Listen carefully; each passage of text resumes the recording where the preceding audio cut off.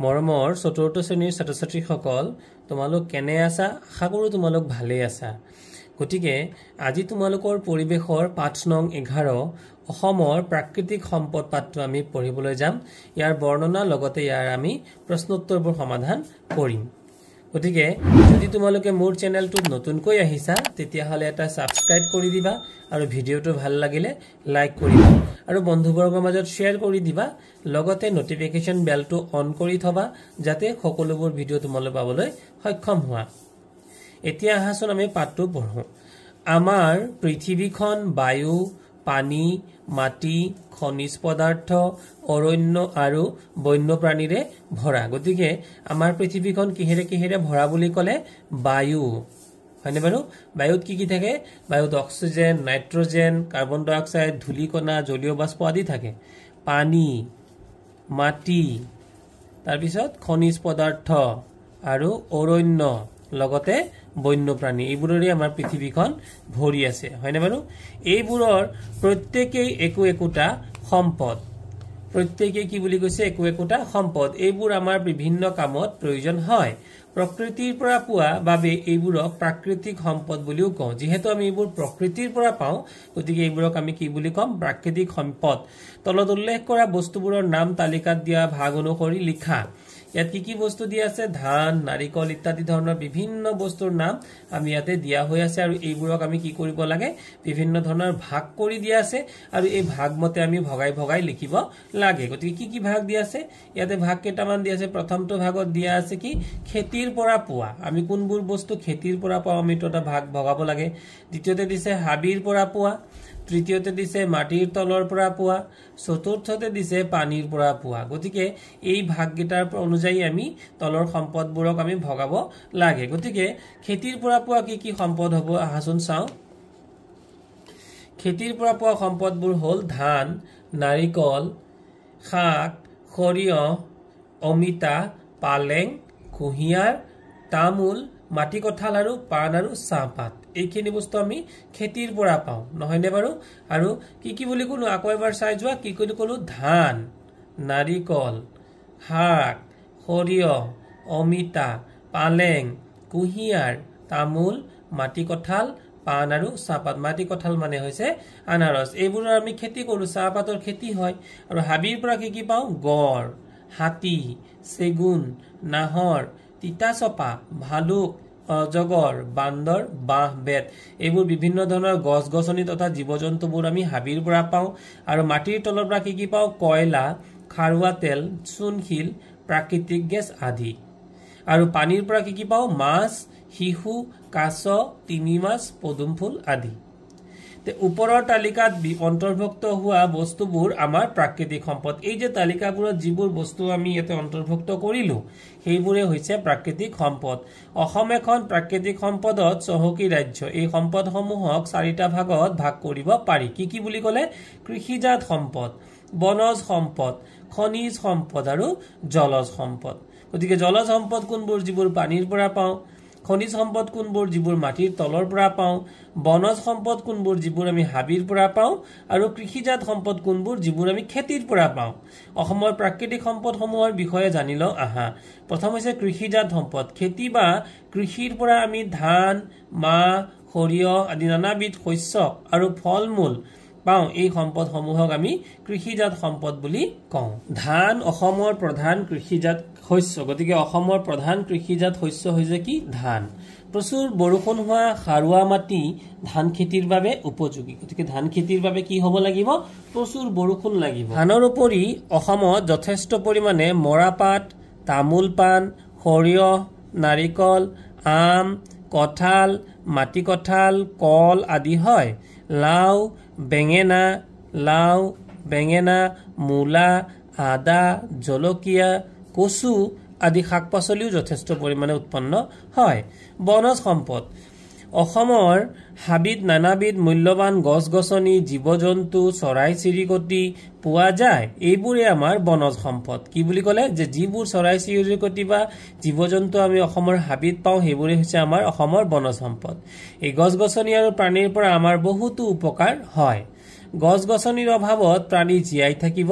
নোৱাৰে গছ-গছনিয়ে বায়ুমণ্ডলৰ প্ৰদূষণো দূৰ কৰে। আমাৰ বনজাত সম্পদসমূহক উদ্ভিদ আৰু প্ৰাণী এই দুভাগত ভগাব পাৰি। গতিকে বনচুম, শাল, চেগুন, তিতাচপা, গমাৰি, বাঁহবেত আদি উদ্ভিদ আৰু গড়, হাতী, বাঘ, মহ, হৰিণা, দেওহাঁহ, বান্দৰ, ধনেশ, বৰটোকোলা আদি প্ৰাণীয়ে হৈছে আমাৰ বনজ সম্পদ। হাবিত থকা গছৰ পৰা মূল্যৱান কাঠ, খৰি, বাঁহবেত আদি আমি পাওঁ। কাঠ, বাঁহ, বেতৰ পৰা আমি বিভিন্ন ধৰণৰ আচবাব তৈয়াৰ কৰিব পাৰোঁ, মানে বিভিন্ন ধৰণৰ সামগ্ৰী তৈয়াৰ কৰিব পাৰোঁ। এই আচবাবৰ ব্যৱসায় কৰি আমাৰ বহু লোকে জীৱন নিৰ্বাহ কৰিছে। পিপিটিৰ ছবিত দেখা বনজ সম্পদসমূহক তলত দিয়া ধৰণে ভগাও আহা। গতিকে উদ্ভিদ কি দিছে? উদ্ভিদ দিছে বনচুম আৰু প্ৰাণী কি দিছে? ইয়াত এটা দেওহাঁহ লিখি দিছে। গতিকে মৰমৰ ছাত্ৰ ছাত্ৰীসকল, তোমালোকে পিপিটিৰ ছবিৰ পৰা নিজে এইটো লিখিবাচোন যে উদ্ভিদবিলাক কি কি উদ্ভিদ তোমালোকে পালা আৰু কি কি প্ৰাণী তোমালোকে পালা। যাত দিয়াই আছে তোমালোকে ধুনীয়াকৈ টেবুল এখন বনাই বা এখন তালিকা বনাই লিখিবা। তাৰপিছত দলত আলোচনা কৰি লিখা বনজ সম্পদসমূহে আমাক কেনেকৈ সহায় কৰে। গতিকে আমাক বনজ সম্পদেনো কেনেকৈ সহায় কৰে? আমাক বনজ সম্পদে অক্সিজেন, প্ৰথমতে আমি জীয়াই থাকিবৰ কাৰণে আমাক অক্সিজেন লাগে আৰু এই অক্সিজেন আমি বনজ সম্পদসমূহৰ পৰাই পাওঁ। বিভিন্ন ধৰণৰ কাঠ, প্ৰাকৃতিক পৰিৱেশ সৌন্দৰ্যবৰ্ধক হয়। বিভিন্ন ধৰণৰ কাঠ, খৰি ইত্যাদি আমি বনজ সম্পদৰ পৰা পাওঁ। ফল মূল আদিও কিন্তু বনজ সম্পদৰ পৰাই আমি পাওঁ। আমাৰ এই বনজ সম্পদসমূহ আমি আমাৰ লগতে আমাৰ ভৱিষ্যত বংশধৰসকলৰ বাবেও সংৰক্ষণ কৰিব লাগে। যে এতিয়া বনজ সম্পদসমূহ আমাৰ বাবেতো আছে, কিন্তু ভৱিষ্যতৰ মানুহখিনিৰ কাৰণে, যিসকলে পৰৱৰ্তী জীৱনত আমাৰ মানুহ হিচাপে থাকিব, তেওঁলোকৰ কাৰণেও কিন্তু আমি সংৰক্ষণ কৰিব লাগে। আমাৰ দেশৰ মাটিৰ 5 প্ৰায় 1 অংশহে মাথো অৰণ্যই আৱৰি আছে। কি বুলি ক'লে? 5 কেইভাগ বুলি কৈছে? 1 অংশহে মাথোন অৰণ্যই আৱৰি আছে। গতিকে অৰণ্য বহুত কম আৰু অৰণ্য বেছি হ'ব লাগে। আনহাতে অসমৰ অৰণ্য অঞ্চলে ইয়াৰ মুঠ মাটিকালিৰ কিমান বুলি ক'লে? মুঠ মাটিকালিৰ 30% নিৰূপণ কৰিছে। পৰিৱেশ সুস্থ ৰাখিবলৈ আমি অধিক গছ পুলি ৰুব লাগে। অবাবত গছ-গছনি কটা বন্ধ কৰিব লাগে। বনজ সম্পদ সংৰক্ষণৰ লগতে বন্যপ্ৰাণীক সুৰক্ষা প্ৰদান কৰাটো অতি প্ৰয়োজনীয়। ভাৰত তথা অসমত এই বন্যপ্ৰাণীসমূহৰ সুৰক্ষাৰ বাবে বহুতো ৰাষ্ট্ৰীয় উদ্যান আৰু অভয়াৰণ্য আছে। সেইবিলাক বন্যপ্ৰাণীসমূহক সুৰক্ষা প্ৰদান কৰাৰ উপৰি গছ-গছনিসমূহকো সুৰক্ষা দিয়ে। অসমৰ কাজিৰঙা ৰাষ্ট্ৰীয় উদ্যান এটা খৰ্গযুক্ত গড়ৰ বাবে পৃথিৱী বিখ্যাত। এইটো প্ৰশ্ন আহিব যে এটা কাজিৰঙা ৰাষ্ট্ৰীয় উদ্যান কিহৰ বাবে বিখ্যাত? উত্তৰটো হ'ব এটা খৰ্গযুক্ত গড়ৰ বাবে। কাজিৰঙা, মানস, কেইটামান নাম দিছে, মানস, নামেৰি ৰাষ্ট্ৰীয় উদ্যানত বাঘ সংৰক্ষণ প্ৰকল্প আছে। যে অসমৰ কোন কোন উদ্যানত, ৰাষ্ট্ৰীয় উদ্যানত বাঘ সংৰক্ষণ প্ৰকল্প আছে? উত্তৰটো হ'ব কাজিৰঙা, মানস আৰু নামেৰি। জানি লওঁ আহা। প্ৰকৃতিক ভাল পোৱা আমাৰ মাজৰ এজন বিখ্যাত ব্যক্তি হ'ল কোন? অৰণ্য মানৱ। তোমালোকৰ গুণোৎসৱত, this is a very important question, গুণোৎসৱত এইটো আহিবই যে অৰণ্য মানৱ কোন? অৰণ্য মানৱ হৈছে যাদৱ পায়েং। যোৰহাটৰ ককিলামুখৰ ওচৰৰ ব্ৰহ্মপুত্ৰৰ চাপৰিত তেওঁ কেইবা দশক জুৰি গছ ৰোপণ আৰু প্ৰতিপালন কৰি এক বনাঞ্চল গঢ়ি উঠিছে। দেখিছানে বাৰু? এই মানুহজনৰ ছবি ভালকৈ চাই লোৱা যে এই মানুহজনে অকলেই এটা কি কৰিছিল? এটা বনাঞ্চল গঢ়ি পেলাইছে, মানে এটা অৰণ্য সৃষ্টি কৰি পেলাইছে। এই বনাঞ্চলত বৰ্তমান ঢেকীয়াপতীয়া বাঘ, গড়, হাতী, বহুতো হৰিণা, পহু, বন গাহৰি আদিৰ উপৰি শগুনকে ধৰি অনেক প্ৰজাতিৰ চৰাই বাস কৰি আছে। তেওঁৰ অৰণ্যখন অৰ্জুন, এজাৰ, কৰৈ, শিমলু আদি মূল্যৱান গছ-গছনিৰে ভৰপূৰ। তেওঁৰ এই মহান কামৰ বাবে ভাৰত চৰকাৰে তেওঁক 2015 চনত কি দিছিলে? কিমান চনত? 2015 চনত। দিছ is a very important question. কি বঁটা দিছিলে? পদ্মশ্ৰী সন্মানেৰে সন্মানিত কৰিছিল। বুজি পাইছা? 2012 চনৰ 22 এপ্ৰিলৰ ধৰিত্ৰী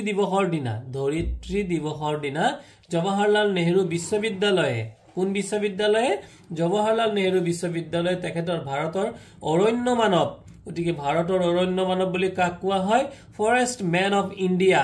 খ্যাতেৰে বিভূষিত কৰিছে। তোমালোকৰ এই প্ৰশ্নটো গুণোৎসৱৰ লগতে ভৱিষ্যততো তোমালোকক বিভিন্ন ধৰণৰ কম্পিটিটিভ এক্সাম বিলাকত এই প্ৰশ্নটো অহাৰ সম্ভাৱনা প্ৰচুৰ। এতিয়া আহি গ'লো আমি খনিজ সম্পদ। গতিকে খনিজ সম্পদ কাক কয়? খনিজ সম্পদ মানেনো কি?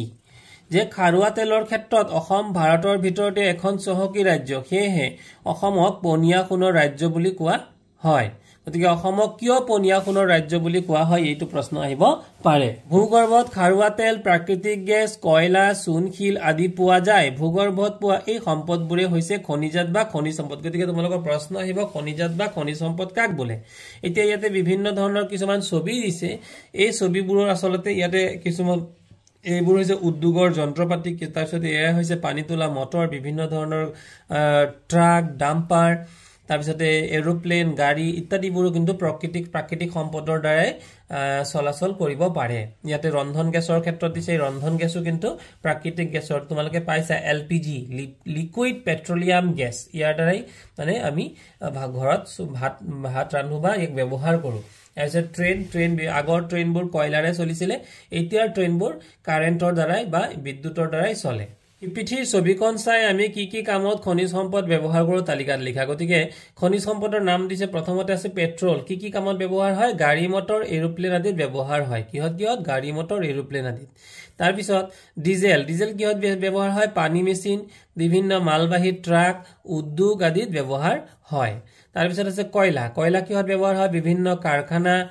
যন্ত্ৰপাতি চলোৱা আদিৰ ক্ষেত্ৰত ব্যৱহাৰ হয় প্ৰাকৃতিক গেছ ইন্ধন হিচাপে আৰু বিভিন্ন উদ্যোগত ব্যৱহাৰ হয় এয়া দুটামান চিত্ৰ তোমালোকৰ দিয়া আছে এয়া হৈছে এলপিজি লিকুইড পেট্ৰল সিলিন্ডাৰ আৰু এয়া হৈছে গেছৰ কিছুমান চাকি আৰু এয়া হৈছে কি হৈছে এলপিজি অৰ্থাৎ গাড়ীত কি ভৰাইছে পেট্ৰল ভৰাইছে এইটো মানে লিকুইড নহয় আসলে এইটো গ্যাস নহয় এইটো পেট্ৰল মাথু বা আজিকালি পিএনজি বুলি কিছুমান মানে গ্যাসৰ দ্বাৰা গাড়ী চলাচল কৰিব পাৰে ভূগৰ্ভৰ পৰা পোৱা খাৰুৱা তেল পুনে ব্যৱহাৰৰ বাবে উপযোগী নহয় আমি ভূগৰ্ভ অৰ্থাৎ মাটিৰ তলত কি পোৱা যায় খাৰুৱা তেল পোৱা যায় আৰু এই খাৰুৱা তেল আমি পুনচাতে অৰ্থাৎ ডাইৰেক্টলি আনি ব্যৱহাৰ কৰিব নোৱাৰো এই তেল পৰিশোধন কৰি অৰ্থাৎ ফিল্টাৰ কৰিব লাগে কেৰাচিন পেট্ৰল কি বনায় তাৰ পৰা কেৰাচিন বনায় পেট্ৰল বনায় ডিজেল বনায় গতিকে প্ৰশ্ন আহিব তোমালোকৰ পৰীক্ষাত যে তলৰ কোনবিধ সামগ্ৰী খাৰুৱা তেলৰ পৰা তৈয়াৰ কৰা নহয় বা হয় এনেকুৱা প্ৰশ্ন দিব পাৰে এইবিলাক আমি বিভিন্ন কামত যেনে মটৰ গাড়ী ৰেল গাড়ী আদিত ইন্ধন হিচাপে ব্যৱহাৰ কৰো খাৰুৱা তেলৰ লগত পোৱা প্ৰাকৃতিক গেছও ইন্ধন হিচাপে ব্যৱহাৰ কৰা হয় আমি ব্যৱহাৰ কৰি থকা মমবাতি ভেসলিন আলকাত্ৰা নেফতালিন আদি খাৰুৱা তেলৰ পৰাই ইম্পৰ্টেন্ট কোৱেশ্চন গুণোৎসৱত আহিব যে খাৰুৱা তেলৰ তলৰ কোনবিধ সামগ্ৰী খাৰুৱা তেলৰ পৰা প্ৰস্তুত কৰা হয় চাৰিটা অপচন দি দিব ধৰি লোৱা দিলে ভেসলিন দিলে নেল পলিশ দিলে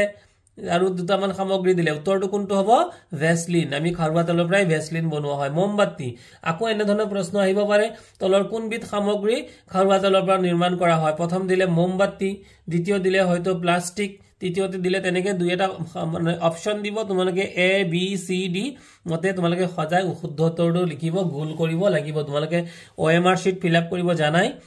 ৰেল গাড়ী কল কাৰখানা আদি চলাবলৈ কয়লা ব্যৱহাৰ কৰা হয় গতিকে কয়লা কিহত লাগে ৰেল গাড়ী কল কাৰখানা চূণশিল আমাৰ আন এবিধ খনিজ সম্পদ চূণশিলৰ পৰা কি হয় চূণশিলৰ পৰা কি বনোৱা হয় বিলাতী মাটি অৰ্থাৎ সিমেন্ট বিলাতী মাটি সিমেন্ট আদি প্ৰস্তুত কৰা হয় গতিকে এটা ইম্পৰ্টেন্ট কোৱেশ্চন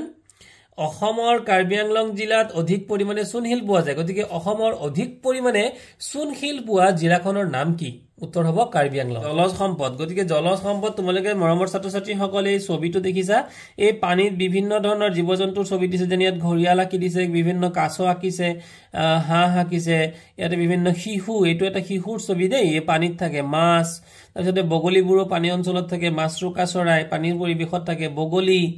হয়নে বাৰু ৰাজহাঁহ এবোৰ সকলো জীৱ-জন্তু পানীতেই থাকে ওপৰৰ ছবিত কি দেখিছা কুৱা কবলৈ দিছে আমি ইতিমধ্যে আলোচনা কৰিছো হয়নে বাৰু নদ নদী খাল বিল পুখুৰী আদিৰ পানী আমি বিভিন্ন কামত ব্যৱহাৰ কৰো পানীত বিভিন্ন প্ৰাণী যেনে মাছ কাছ ঘৰিয়াল শিহু আদি থাকে এইবোৰ আমাৰ বৰ উপকাৰী পানীত থকা উদ্ভিদ আৰু প্ৰাণীসমূহ আমাৰ জলজ সম্পদ গতিকে জলজ সম্পদ কাক বোলে পানীত থকা উদ্ভিদ আৰু প্ৰাণীসমূহ আমাৰ জলজ সম্পদ ইয়াৰ পিছত জানিলো নদ নদী নদীৰ পানী খালেৰে বুৱাই নি খেতি পথাৰত দিয়াৰ ব্যৱস্থা কৰা হয় তদুপৰি পানীৰে নাও জাহাজ আদি চলাই বেপাৰ বাণিজ্য কৰিব পাৰি জোৰেৰে বৈ অহা পানীৰ খুঁটৰ পৰা টাৰবাইনৰ সহায়ত কিহৰ সহায়ত টাৰবাইনৰ সহায়ত বিদ্যুৎ উৎপাদন কৰা গতিকে বিদ্যুৎ উৎপাদন কৰিবলৈ ব্যৱহাৰ কৰা সঁজুলিবিধ কি তেতিয়া কি হ'ব টাৰবাইন এই বিদ্যুৎ শক্তিক জলবিদ্যুৎ শক্তি বোলে গতিকে জলবিদ্যুৎ শক্তি কাক বোলে ইয়াৰ পৰা প্ৰশ্ন আহিব পাৰে গতিকে জলবিদ্যুৎ শক্তি সৃষ্টি কৰিবলৈ ব্যৱহাৰ কৰা সামগ্ৰীবিধ কি উত্তৰ টাৰবাইন ই বিভিন্ন কল কাৰখানাৰ চলোৱা ঘৰ বিদ্যুৎ যোগান ধৰাত সহায় কৰে গতিকে আৰু দুটা ইম্পৰ্টেন্ট লাইন সকলো প্ৰাকৃতিক সম্পদে অতি মূল্যৱান এই সম্পদবোৰে যাতে প্ৰকৃতিৰ বুকুৰ পৰা নিশেষ হৈ নাযায় অৰ্থাৎ শেষ হৈ নাযায় কোনোদিনেই তাৰ বাবে সেইবোৰ আমি সংৰক্ষণ কৰিব লাগে অৰ্থাৎ খাসি থব লাগে বা আমি মানে নিৰ্দিষ্ট পৰিমাণেহে খৰচা কৰিব লাগে এটা প্ৰশ্নবোৰ দিছিলে প্ৰাকৃতিক সম্পদ কাক বোলে উত্তৰটো হ'ব প্ৰকৃতিৰ পৰা পোৱা সম্পদবোৰে প্ৰাকৃতিক সম্পদ বোলে সম্পদবোৰকেই প্ৰাকৃতিক সম্পদ বোলে খনিজ সম্পদ কাক বোলে ভূগৰ্ভৰ পৰা পোৱা সম্পদবোৰকে খনিজাত বা খনিজ সম্পদ বোলে অসমৰ খনিজ সম্পদসমূহ কি কি অসমৰ প্ৰধান খনিজ সম্পদসমূহ হ'ল খাৰুৱা তেল প্ৰাকৃতিক গেছ কয়লা চূণশিল আদি অসমক কিয় পনীয়া সোণৰ ৰাজ্য বুলি কয় গতিকে খাৰুৱা তেলৰ ক্ষেত্ৰত অসম ভাৰতৰ ভিতৰতে এখন চহকী ৰাজ্য হেহে অসমক পনীয়া সোণৰ ৰাজ্য বুলি কোৱা হয় ইয়াৰ পিছৰ প্ৰশ্ন আছিল জলজ সম্পদ কি পানীত থকা উদ্ভিদ আৰু প্ৰাণীসমূহকে জলজ সম্পদ বোলে অসমৰ তিনিবিধ কৃষিজাত সম্পদৰ নাম লিখা অসমৰ তিনিবিধ কৃষিজাত সম্পদ হ'ল ধান চাহপাত আৰু তামোল তিনিবিধ বনজ সম্পদৰ নাম লিখা তিনিবিধ বনজ সম্পদ হ'ল শাল চেগুন ঢেকিয়াপতীয়া বাঘ আমি কিয় 2 নম্বৰ প্ৰশ্নটো আছিল আমি কিয় প্ৰাকৃতিক সম্পদবোৰৰ সদ্ব্যৱহাৰ কৰিব লাগে ইয়াৰ উত্তৰটো হ'ব সকলো প্ৰাকৃতিক সম্পদে অতি মূল্যৱান এই সম্পদবোৰ যাতে প্ৰকৃতিৰ বুকুৰ পৰা নিশেষ হৈ নাযায় তাৰ বাবে আমি এইবোৰ সংৰক্ষণ কৰিব লাগে ইয়াৰ পিছত আছিল শুদ্ধ উত্তৰটো শুদ্ধ চিন দিয়া আলকাট্ৰা কয়লা খনিত পোৱা যায় উত্তৰটো হ'ব ভুল চূণশিল এবিধ বনজ সম্পদ উত্তৰটো হ'ব ভুল প্ৰাকৃতিক সম্পদৰ আমি সদ্ব্যৱহাৰ কৰিব লাগে উত্তৰটো হ'ব শুদ্ধ অসমৰ কাৰ্বি আংলং জিলাত খাৰুৱা তেল প্ৰচুৰ পৰিমাণে পোৱা যায় উত্তৰটো হ'ব ভুল কাৰ্বি আংলঙত খাৰুৱা তেল নহয় কাৰ্বি আংলঙত চূণশিল পোৱা যায় ভূগৰ্ভত পোৱা খাৰুৱা তেল পুনে পুনে ব্যৱহাৰৰ বাবে উপযোগী উত্তৰটো হ'ব ভুল তাৰ পিছত আছিল ক অংশৰ লগত খ অংশ মিলোৱা ক অংশত কি আছে কয়লা কয়লা মানে হ'ব খনিজ সম্পদ খাৰুৱা তেলটো কৰ লগত মিলিব খাৰুৱা তেল মিলিব পনীয়া সোণ খাৰুৱা তেলক পনীয়া সোণ বুলি কোৱা হয় গড় আৰু হাতী হ'ব বনজ সম্পদ আৰু পানীত থকা প্ৰাণীসমূহ এটো হ'ব জলজ সম্পদ গতিকে মৰমৰ ছাত্ৰ-ছাত্ৰীসকল তোমালোকৰ যদি মোৰ ভিডিওটো ভাল লাগিছে তেতিয়াহলে ভিডিওটো এটা লাইক কৰি দিবা আৰু তোমালোকৰ বন্ধুবৰ্গৰ মাজত শ্বেয়াৰ কৰি দিবা লগতে যিসকল নতুনকৈ আহিছে সকলে সাবস্ক্ৰাইব কৰি দিবা থ্যাংক ইউ